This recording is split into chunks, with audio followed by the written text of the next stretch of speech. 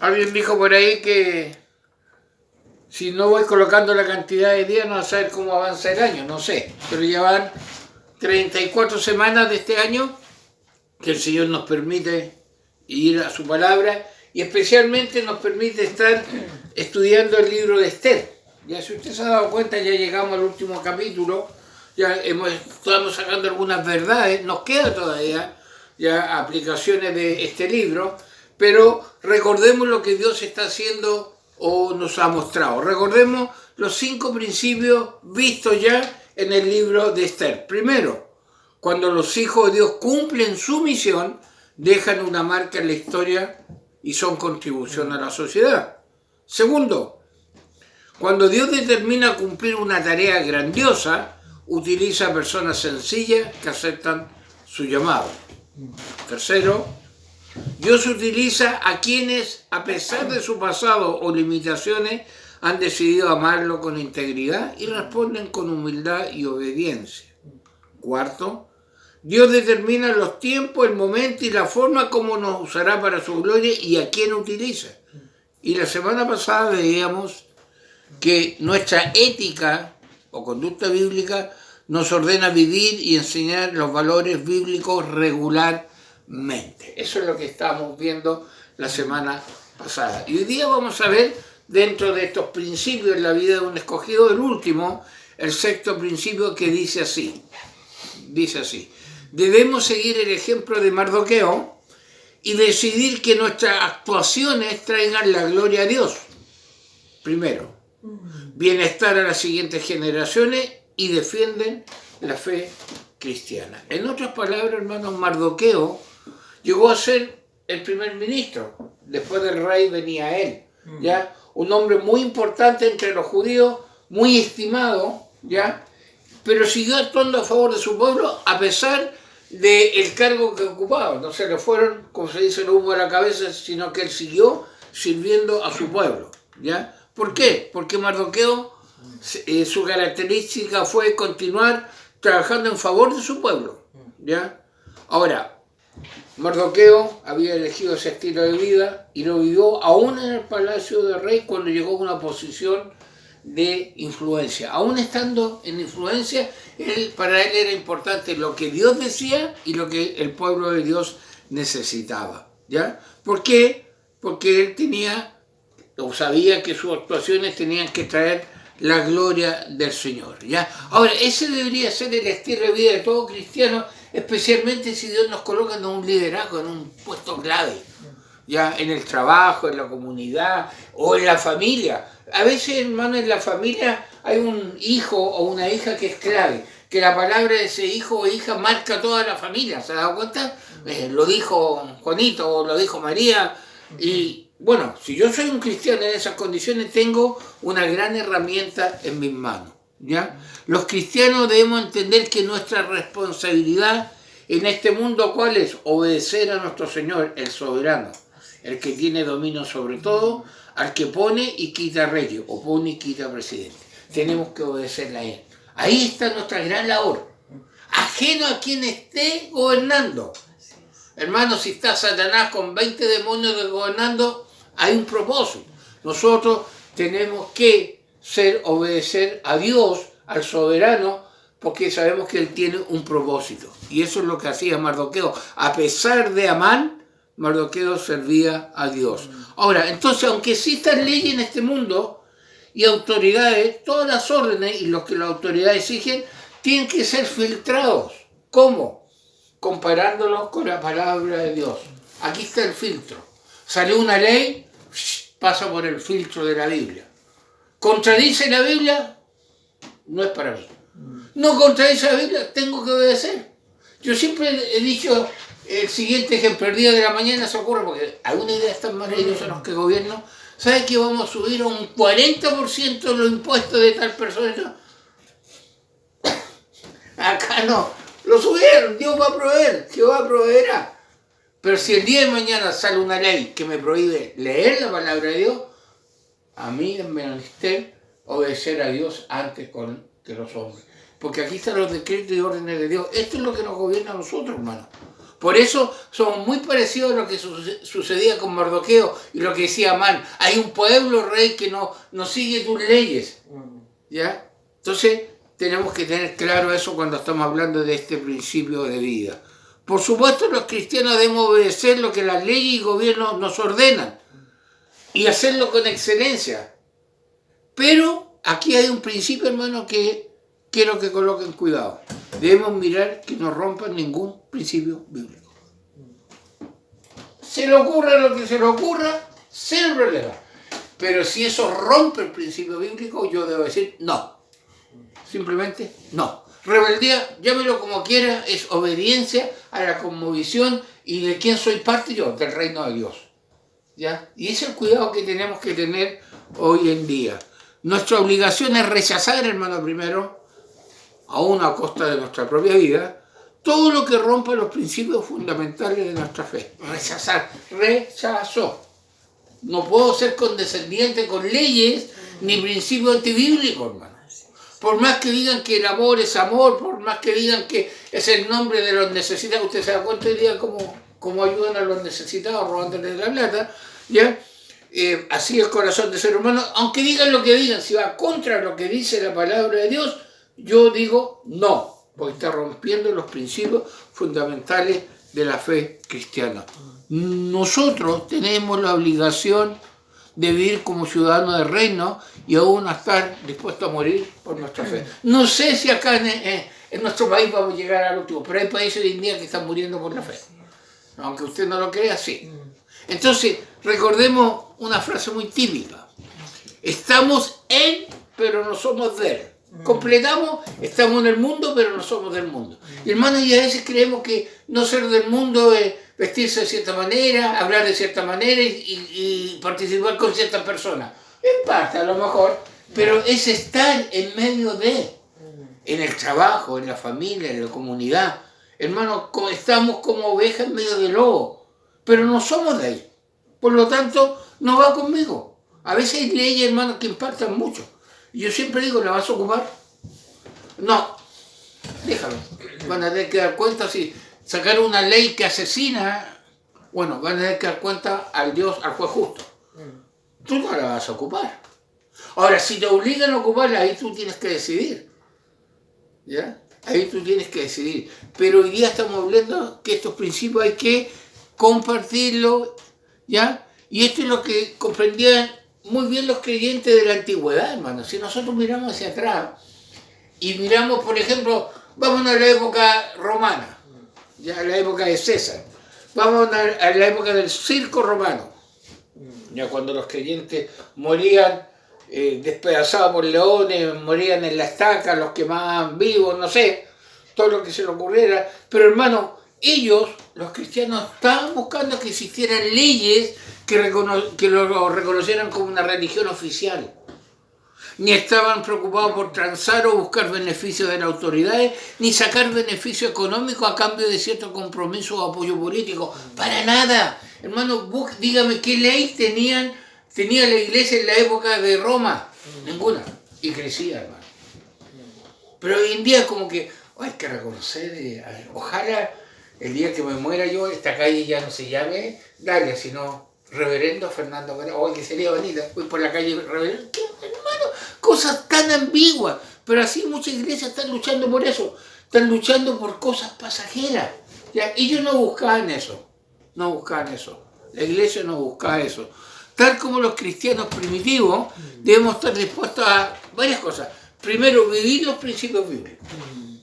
Y segundo, condenar el mal y cuanto más de los gobernantes, aunque eso provoca persecución. Yo tengo que decirle al gobernante, eres corrupto, estás contra la palabra de Dios, estás violando un principio bíblico, te vas a encontrar con Dios. Ojalá usted tenga la oportunidad de tener un senador, un diputado, un concejal o hasta el mismo presidente y se lo diga en la cara. Si usted no se arrepiente, Dios le va a ver cuenta.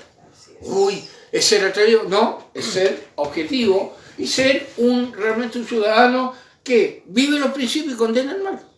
Ahora, no es que uno le diga todo mal, hermano, pero lo malo es malo. ¿Quién lo define? Acá. Ni la denominación lo define, lo que lo define es la Biblia, la palabra de Dios. Entonces, hermano, eso sucedía. no veíamos una iglesia buscando leyes. ¿Ya? Que sea, ojalá que los evangélicos sea la iglesia oficial de Chile. No andaban buscando eso. Pero hoy día, hermano, ya la iglesia no está en la arena del circo romano, sino que está comiendo en las faldas del emperador, lamentablemente.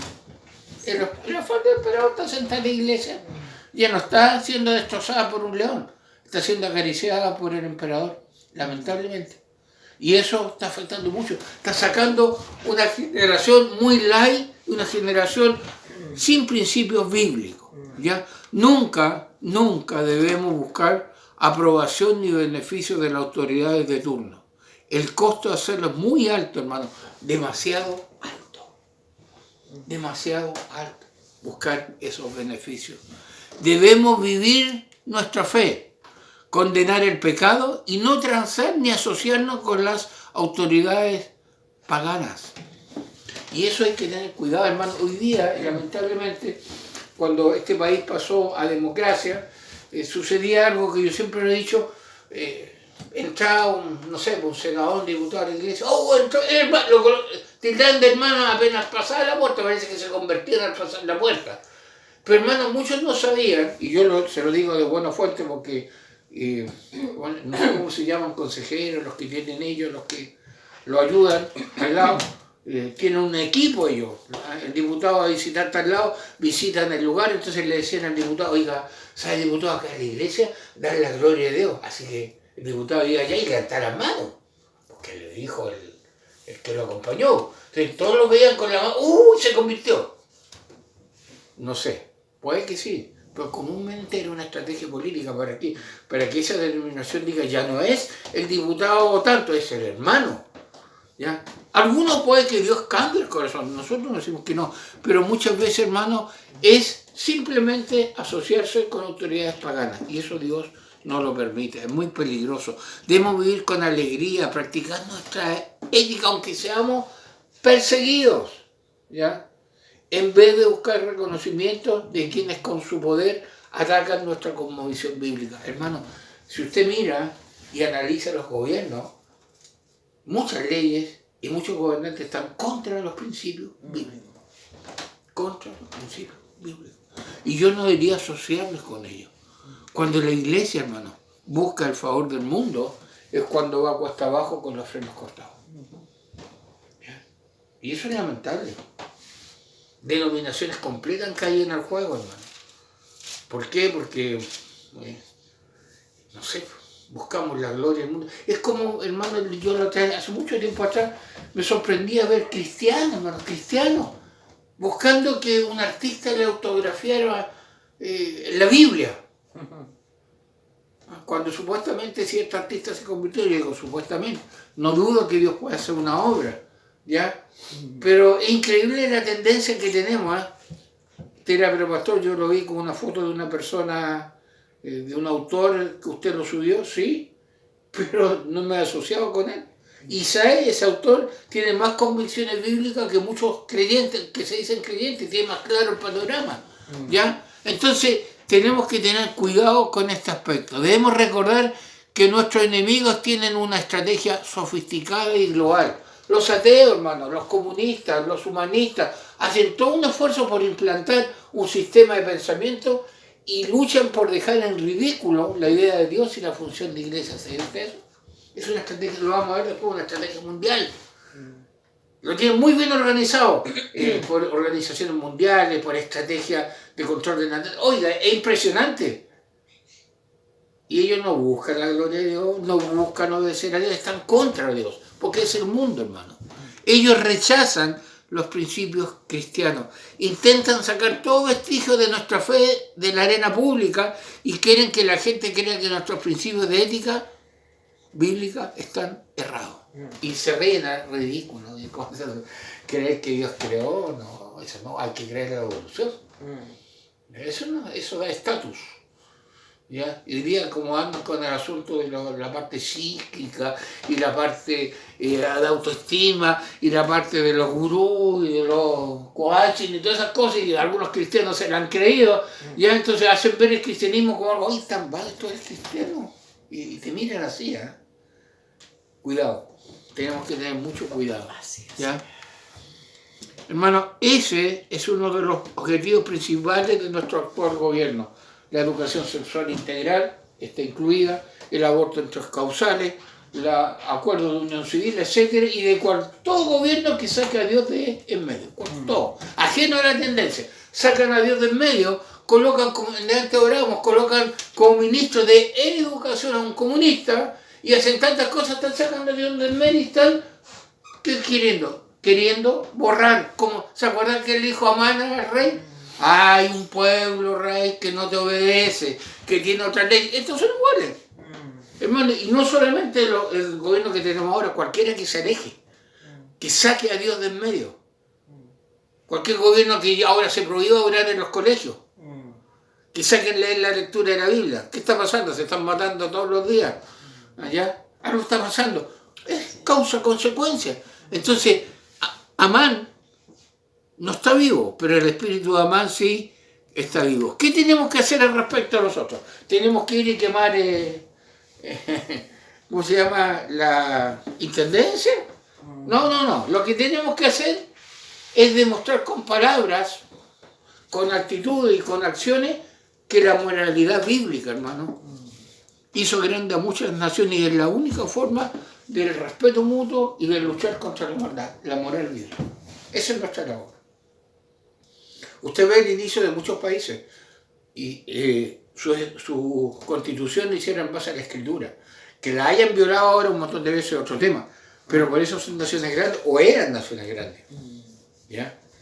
Entonces nosotros nuestra labor es vivir el cristianismo, ¿ya? Vivir el evangelio, denunciar el pecado, rechazar el cohecho, marcar la diferencia, trae la gloria a Dios y produce una iglesia, un escogido que sale luz en medio de. Hermano, el gran problema que tenemos los evangélicos en Chile, que somos luz, pero dentro de la iglesia nos encandilamos, hermano. Tantas luces prendidas y agarramos todo ese montón de luces y las juntamos con otro montón de luces y vamos a un estadio que lo iluminamos completo y el mundo lo dejamos oscuro. No vivimos el evangelio en la familia, no vivimos el evangelio en el trabajo ni en la comunidad. Hay un desafío. Tenemos que vivir el evangelio, ¿ya? Hay algo muy, muy importante que debemos tener en cuenta. Realmente muy importante. Y aquí yo quiero que nos detengamos un poco. Estamos hablando de impactar, estamos hablando de enseñar, estamos hablando de denunciar, pero algo está pasando. Mire, un autor decía lo siguiente. Los únicos que pueden hacer lucir a la iglesia irrelevante, o sea, no pesa, como si Dios hubiera muerto, son los cristianos que, aunque adoran, cantan y sirven de acuerdo con lo que creen que Dios exige, claro que dentro de su esfera, su área, su grupo, por su rebeldía o ignorancia, viven la vida que ellos quieren y son parte de una iglesia al gusto del consumidor. Ellos son los que hacen irrelevante la iglesia, los que dice la palabra de Dios, que se avergüenza Dios de decir que son pueblo suyo. Dentro de la iglesia no hay problema, dentro de mi esfera, mi tribu urbana, fascinado. ¿Ah? Qué sé yo, actividad acá, confraternidad allá, internacional, el último, ¿cómo se llama? Predicador de turno que levantó 4 muertos y mató 4 más, y está entonces entusiasmado con eso, pero es dentro de una esfera. Afuera, hermano, esos mismos cristianos no viven el evangelio. Puede ser por rebeldía o por ignorancia. Así es simple. Porque creen que ser cristiano es hacer eso, ¿no? Vestirse de cierta forma, hablar de cierta forma, decir ciertas cosas, compartir con cierta gente, no estar en el mundo, dicen. ¿Ya? Y lo encierran en una burbuja. Entonces, cuando eso lo llegan al mundo, no tiene idea qué hacer, hermano. O tienen problemas, son bipolares. Una cosa es la iglesia y otra cosa es lo que escuchan a los artistas que, oiga, es impactante. Y dicen, ¿cómo fue esto? Adorar a Dios el domingo y tener un póster de un artista homosexual o un artista satánico, no es que me gusta.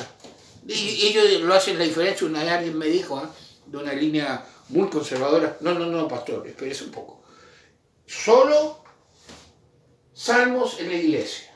Esta liturgia en la iglesia, pero en la iglesia, fuera de la iglesia es diferente. Bueno, ¿cómo es la cosa? O sea, el domingo sí, y era seguidor de Black Sabbath, de Queen, o sea, de un montón de grupos, y él no lo encontraba malo porque separan el día del Señor, la casa del Señor, y lo otro que es del Señor. ¿No es todo el tiempo?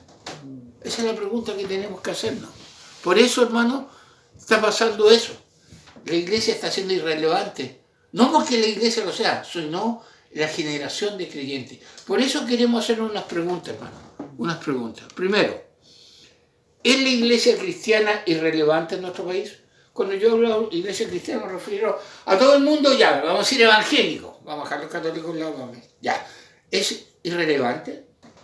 ¿Son sal y luz o se han desvanecido y apagado? ¿Qué opina usted? ¿Impactamos más porque tenemos una ley de culto y un día de la iglesia evangélica el 31 de octubre? ¿Por eso impactamos más? Pues cuidado, tenemos ley. Y tenemos, como yo digo, en son de broma, San Canuto, 31 de octubre. ¿Impactamos más por eso? Está vigente Mateo 16, 18. Busque Mateo 16, 18. ¿Qué dice? Palabras de Cristo.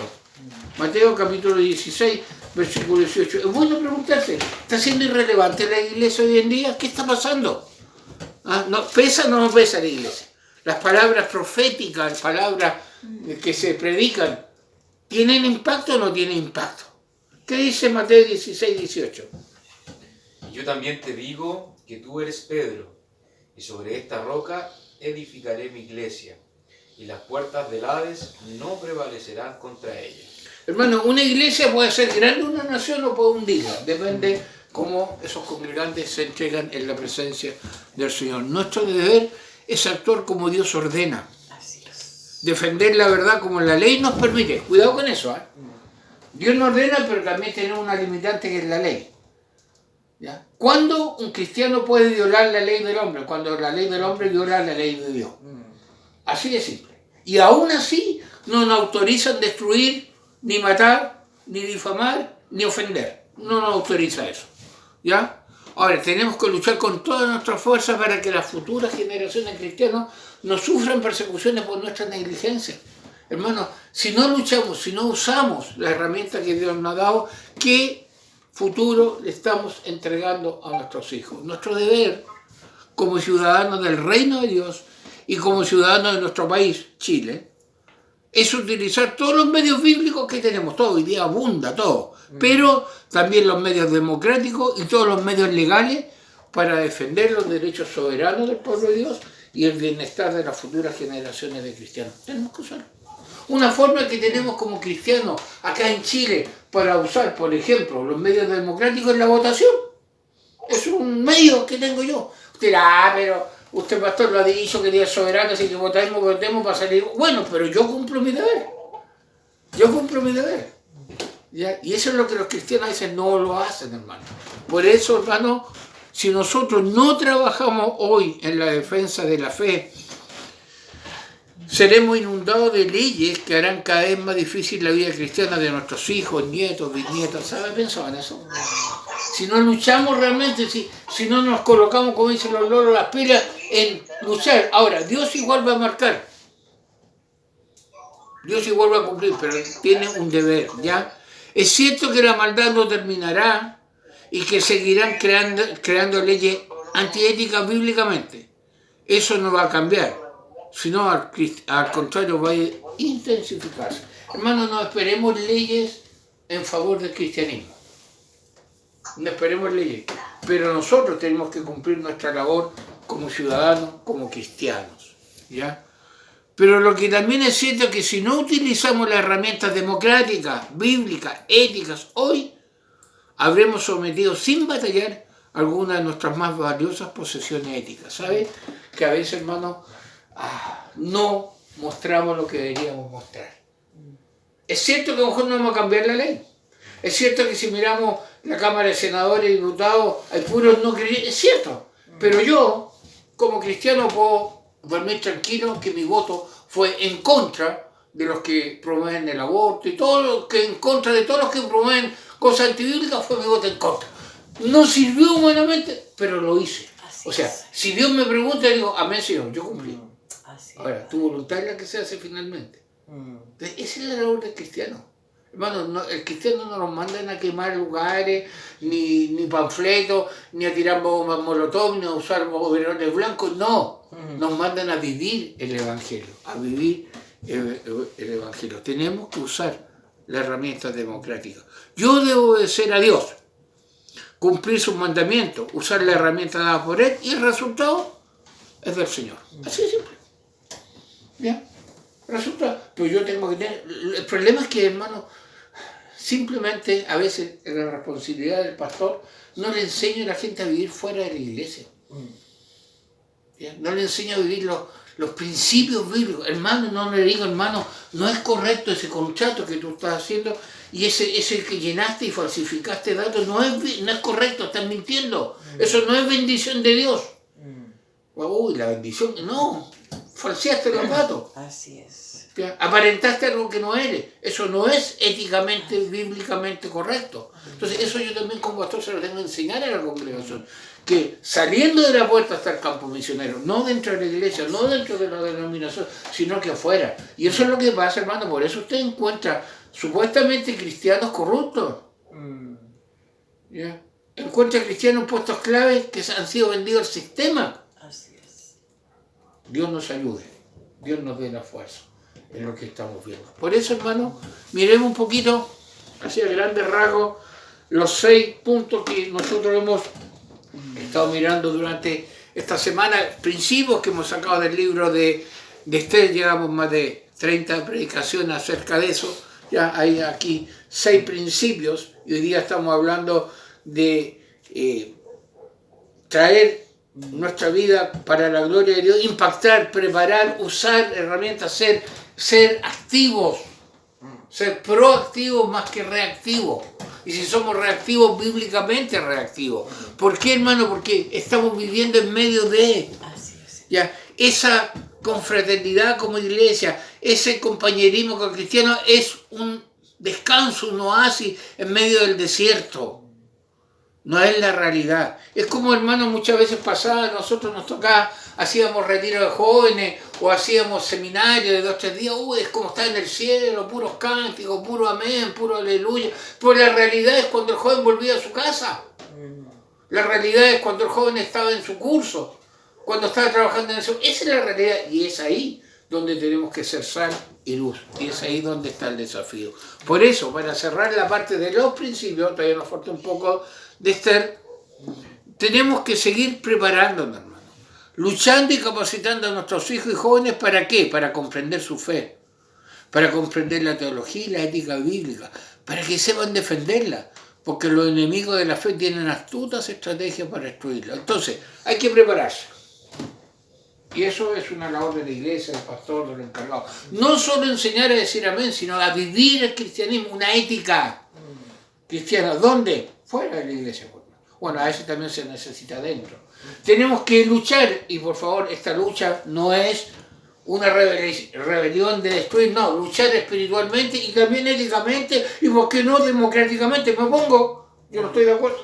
El único voto en contra, pero no estoy de acuerdo porque mis principios va contra mis principios. Entonces cuando la gente dice, oye, ¿quieres ser? Oye, tú quieres que acepten tu postura, ¿por qué no aceptas la mía? Tenemos que luchar y tenemos que comprender la fe y la ética bíblica. Tenemos que comprenderla. ¿Ya? ¿Qué tenemos que hacer? Apologética o defender nuestra cosmovisión bíblica. ¿Ya? No para ganar la batalla, porque la batalla la tiene que ganar el Señor, sino para marcar precedentes. Y eso es lo que está faltando hoy en día. ¿Sabía usted, hermano, que de repente hay personas no cristianas, no salvos, no evangélicos, que tienen más convicciones bíblicas que tú y yo? A nosotros nos tocó estar en el lanzamiento de un libro. Oye, yo llegué a un momento a pensar que el autor era cristiano evangélico. Porque unas convicciones y no. Después tuvimos en otro libro, sobre el libro negro de la ecología se llama. 2 argentinos los autores.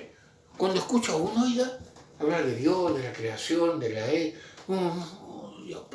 me acerco a él. Yo iba con cuello clerical, pensó que yo era sacerdote. No, dijo, mi hijo se educan bajo, no sé si son jesuitas, católico, apostólico romano. Ah, qué interesante. Sí. Entonces, hermano, las piedras también están hablando a veces, porque nosotros nos quedamos callados, ¿ya? Entonces, Mardoqueo y Esther son un modelo y desafío a seguir. Los amanes del siglo XXI están organizados y su fin es hurtar, matar y destruir. Y ahí está nuestro gran desafío. Y eso es lo que vamos a estar viendo la próxima semana, la estrategia que tiene estos amanes del siglo XXI. Pero, hermano, la victoria la tenemos en Cristo. Hemos estado desafiando. Preparemos, luchemos, comprendamos y defendamos lo que Dios nos ha entregado a cada uno de nosotros. Padre, gracias por tu palabra, gracias por el cuidado que nos da, Señor, y rogamos que nos uses en la casa, en el trabajo, en la comunidad, y si hay cargos clave también ahí, Señor. Ahí alumbremos, ahí seamos sal, y ahí marquemos la diferencia. Te lo pedimos en el nombre de Jesús. Amén.